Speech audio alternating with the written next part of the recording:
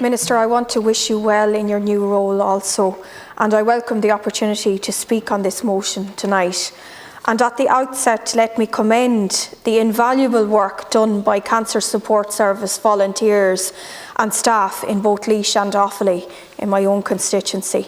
They are the most dedicated people, and I want to acknowledge that on the public record. Minister, we know that the National Cancer Strategy 2017 to 2026 recognises cancer support services as a valuable resource to cancer patients and their families outside of the acute care setting, as indeed is the HSE's National Cancer Control Programme in its own works with a network of community cancer support centres. It has been my experience, however, while the strategy has very noble aims, there is often a great degree of uncertainty around multi-annual funding provision.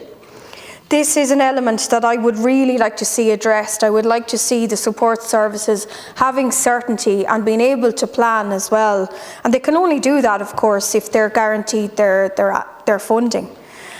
We need to be in a position to offer our community cancer support services, as I say, the kind of certainty and the ability to engage in forward planning that is so vital to their work and indeed to the patients that do benefit from the services.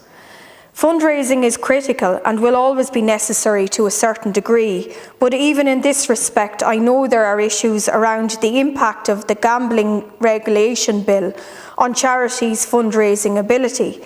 Charities' raffles are being classed as a form of commercial gambling. How is that acceptable or appropriate in this context? And can you provide a guarantee that cancer support services will not be adversely impacted by the Gambling Regulation Bill? Minister, will you also recommit to examining the whole issue of multi-annual funding and giving more certainty to our cancer support services who do fantastic work, and I want to commend them here tonight.